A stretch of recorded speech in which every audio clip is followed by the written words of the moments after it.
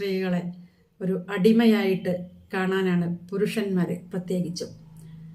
നമ്മൾ അവരുടെ അടിമയാണ്.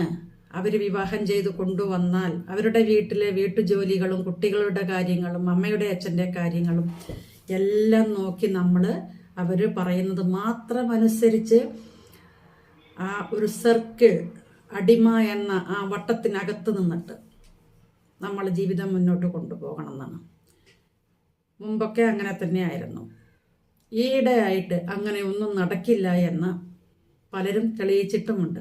അതുകൊണ്ടാണ് കൂടുതൽ ഡിവോഴ്സുകൾ വരുന്നതും. മുന്നോട്ട് പോകാൻ പറ്റില്ലെങ്കിൽ പിന്നെ അവരോടൊപ്പം താമസിക്കുന്നതിലും നല്ലത് ഡിവോഴ്സ് വാങ്ങിച്ചിട്ട് നമുക്ക് ഇഷ്ടപ്പെട്ട ജോലിയും ചെയ്ത് നമ്മുടെ വീട്ടിൽ താമസിക്കാം. അല്ലെങ്കിൽ നമുക്ക് സ്വന്തമായിട്ട് താമസിക്കാനുള്ള സൗകര്യം നമുക്ക് ഒരുക്കാൻ പറ്റുമെങ്കിൽ അങ്ങനെ താമസിക്കാം.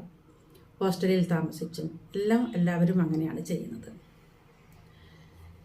സുപ്രീം കോടതിയുടെ ഒരു വിധി വർഷങ്ങൾക്ക് മുമ്പ് ഞാൻ വായിച്ചിട്ടുണ്ട്. വിവാഹം കഴിച്ചു കൊണ്ടുവന്ന ഭാര്യ ജീവിത പങ്കാളി മാത്രമല്ല, അവർക്ക് ഒരു വരുമാനം കൂടി നമ്മൾ കൊടുക്കണം. എല്ലാ മാസവും ഒരു നിശ്ചിത തുക ആ സ്ത്രീക്ക്, ഭാര്യ ആയിട്ട് വരുന്ന സ്ത്രീക്ക് കൊടുക്കണം. നിങ്ങളുടെ ഭാര്യയ്ക്ക് എന്തു കൊടുത്തു? ആരും ഒന്നും കൊടുക്കുന്നില്ല.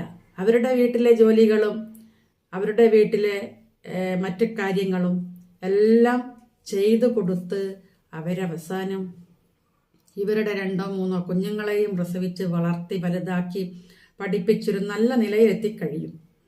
മക്കളുടെ കാര്യം നോക്കിയിട്ട് പോകും. ഭർത്താവിൻ്റെ കാര്യവും നോക്കി ഇരിക്കും. ഈ സ്ത്രീ കൊണ്ടുവന്ന സമയത്ത് കാണാൻ സൗന്ദര്യമുള്ളവളായിരുന്നു, ആരോഗ്യമുള്ളവളായിരുന്നു.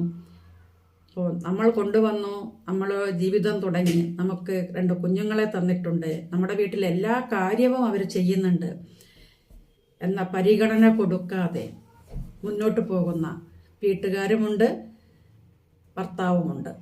ഒരുപാട് പ്രതീക്ഷകളോടെയാണ് അവരെ കല്യാണം കഴിച്ചു കൊടുക്കുന്നത്. അങ്ങനെ കല്യാണം കഴിച്ച് കൊടുത്തു കഴിഞ്ഞാൽ അവരുടെ വീട്ടിൽ താമസിക്കണം, അവരുടെ വീട്ടിൽ നിന്ന് ജോലിക്ക് പോകാനുള്ള അനുവാദം കൊടുക്കണം, അവർക്കിഷ്ടമുള്ള കാര്യങ്ങൾ ചെയ്യാൻ കൊടുക്കണം. അതൊന്നും ദുർനടത്തിപ്പല്ല. അവർക്കിഷ്ടമുള്ള ഒരു വസ്ത്രം ധരിക്കാനോ ഭക്ഷണം കഴിക്കാനോ ഒന്നും സാധിക്കുന്നില്ലെങ്കിൽ പിന്നെ അവർ മാറുകയാണ്, ഡിവോഴ്സിലോട്ട് പോവുകയാണ്.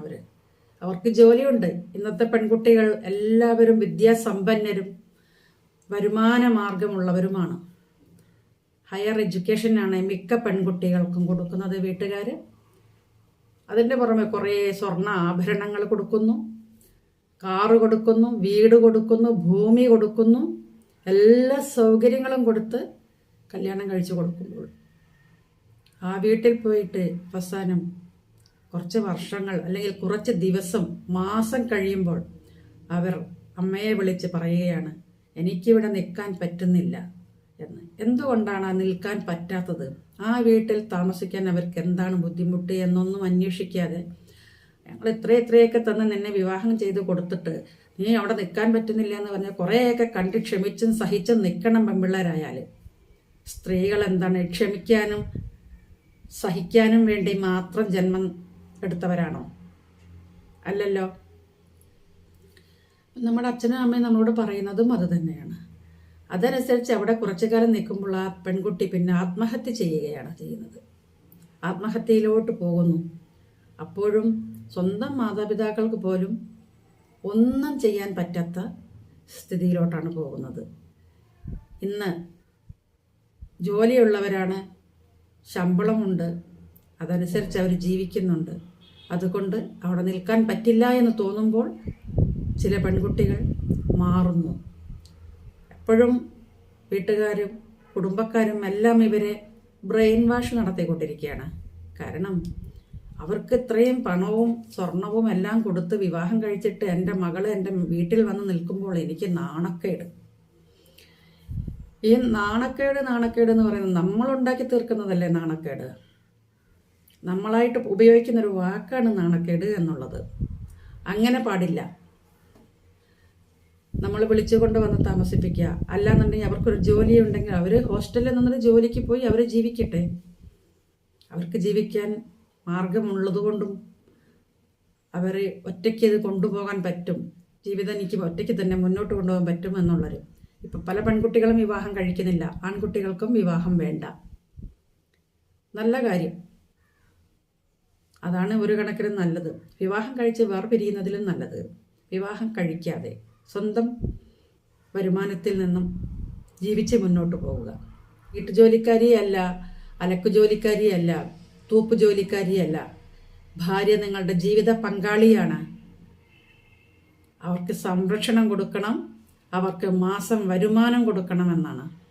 എല്ലാ മാസവും ഒരു നിശ്ചിത തുക ഭാര്യയ്ക്ക് കൊടുക്കണമെന്നാണ് സുപ്രീം കോടതി ഇതിനു മുമ്പ് വർഷങ്ങൾക്ക് മുന്നേ ഒരു വിധി പ്രഖ്യാപിച്ചിരുന്നു.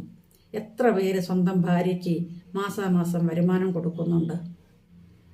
ഇപ്പം മാസം 100 രൂപയോ 200 രൂപയോ കൊടുക്കുന്നുണ്ടായിരിക്കാം. അത് അവരവിടെ വാങ്ങി വയ്ക്കും, കുറച്ച് ദിവസം കഴിയുമ്പോൾ വീട്ടിൽ എന്തെങ്കിലും ആവശ്യത്തിനെടുത്ത് മാറ്റും. 100 രൂപ കൊണ്ടോ 200 രൂപ കൊണ്ടോ ഒന്നും ആവില്ല.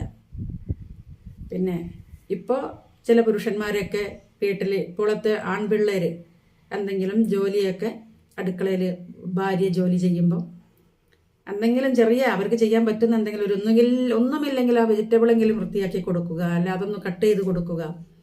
ഭാര്യ ഒരു ജോലി ചെയ്യുമ്പോൾ ഭർത്താവിന് ചെയ്യാൻ പറ്റുന്ന മറ്റു ജോലി അയൺ ചെയ്ത് കൊടുക്കുക. ഈ ചെറിയ ചെറിയ കാര്യങ്ങളൊക്കെ ചെയ്യാലോ. അറിയാവുന്ന കാര്യങ്ങളൊക്കെ ആൺപിള്ളേർക്കും ചെയ്യാം.